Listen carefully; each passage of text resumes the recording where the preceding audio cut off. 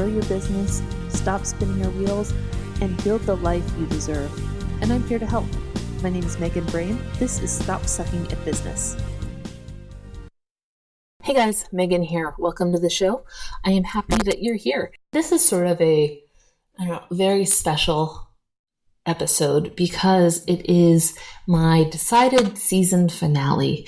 And I didn't really expect to have a season finale. I thought I'd just kind of keep going until I couldn't do it anymore. But actually it's working out this way because Q4 is right around the corner, and I know you guys are going to be busy, and I'm going to be super busy. So I want to make sure that you have the time and that I have the time to just rock the crap out of Q4. So I guess this episode will be like my commencement speech to you. But first, as promised, I finished Girl Wash Your Face by Rachel Hollis, and I did not listen to the audiobook. I actually used the Libby app to actually read the book, which is always a strange feeling to be reading a book on my phone. I know I'm so old. I'm sorry. I love book smell, So Girl Wash Your Face is all about the life lessons that Rachel has learned along the way and about how you as a woman are amazing and can accomplish anything. So stop apologizing, stop believing the lies, and get to it. I thought it was a very good book for if you're feeling just like lost or you don't know what to do, you feel insecure or weak. I think that it's a really good book for those kind of situations. So definitely recommend it. Check it out. I got it on the Libby app. Now, back to the commencement speech. It is Q4, or it is very close to Q4. You guys, this is going to be our most successful Q4 ever. We are going to kick Q4 in the face. And I know that some of you, Q4 is not a big deal, but believe me, even if your, sales spurts aren't seasonal, I'm sure that this is just the time that people are willing to spend money. And so this is what we've been preparing for this whole year, right?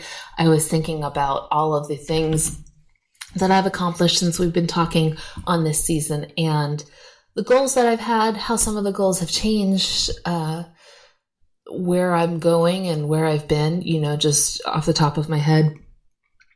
I gave up my parts of my automation, I guess.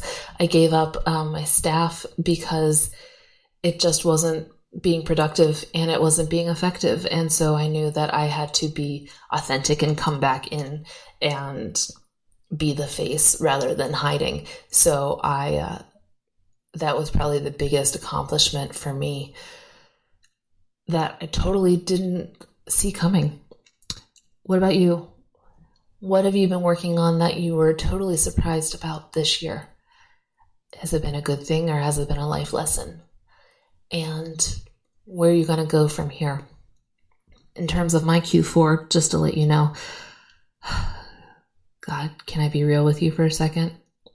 Please don't think I'm a hoarder. I don't mean to be a hoarder, but I have had, I've talked to you about the vintage line and how I need to just get away from it and close it and get that out of my brain space so I can really focus more on what I want to do now, which is digital products and, working on being a blogger. My hands are sweaty getting ready to admit this to you. So I have these jewelry lots and I'm actually working on a class to tell people how exactly this all happened and how I became successful at this, even though I'm walking away from it. So I have these jewelry lots and I used to buy vintage jewelry in bulk and it's just been this hairy, scary monster of how many pieces I have left. I wasn't sure. I knew it was in the thousands that I hadn't shot yet, never mind listed. And I finally sat down last week and I was like, okay, I am going to count every piece of jewelry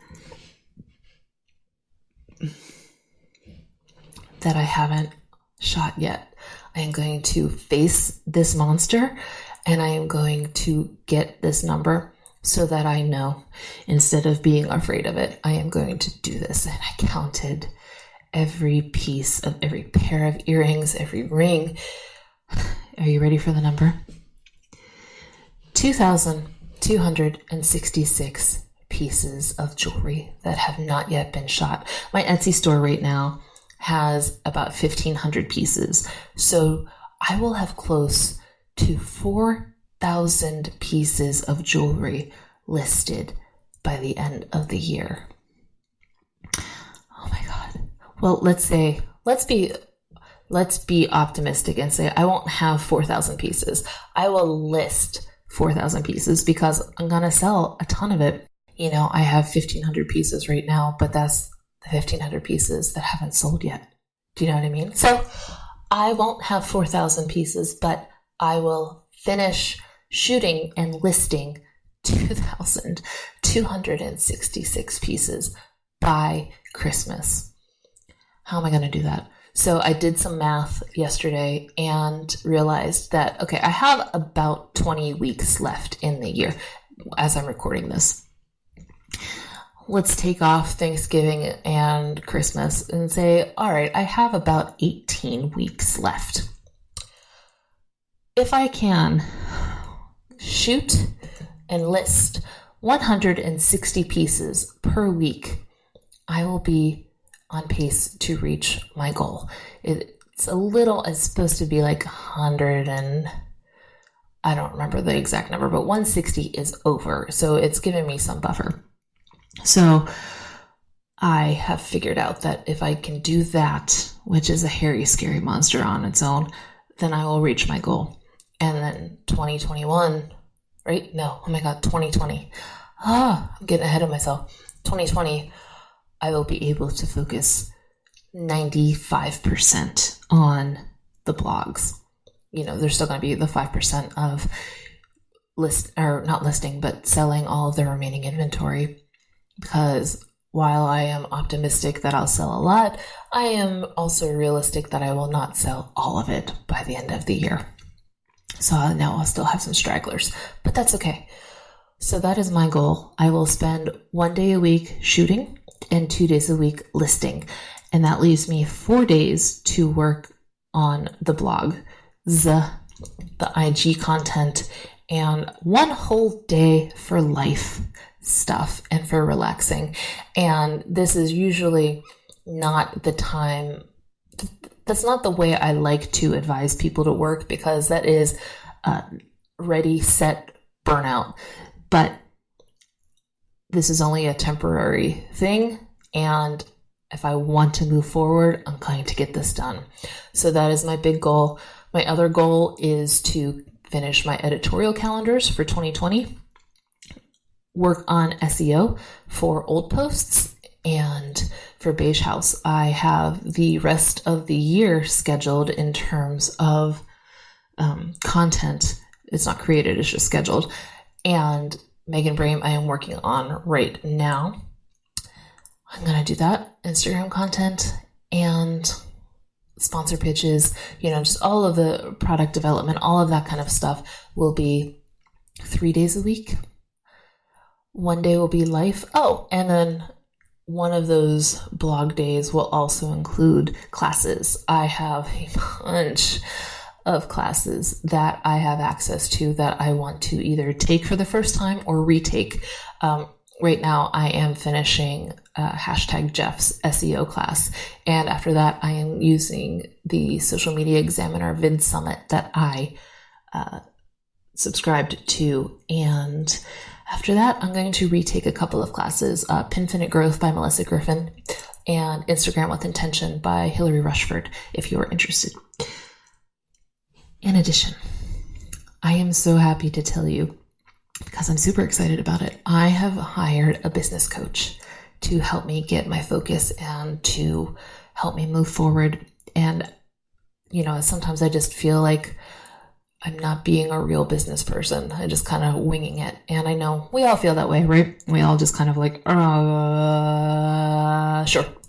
So instead, I am going to meet bi-weekly or 2 calls a month with my business coach. And this will start in September. And I'm really excited about it. And in January, when I come back, I will tell you how that went. We are booked for 6 months, so it'll be the end of February. So I'll be able to tell you the progress that I have made over those past couple of months. So I'm excited for that.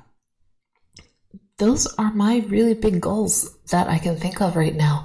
I have some life stuff and some money stuff and some weight stuff and all of that fun stuff. But I think I'm in a good place right now. And I want to be able to be valuable to you guys, which is why I am going to come back in January with season 3, a whole buttload of new content.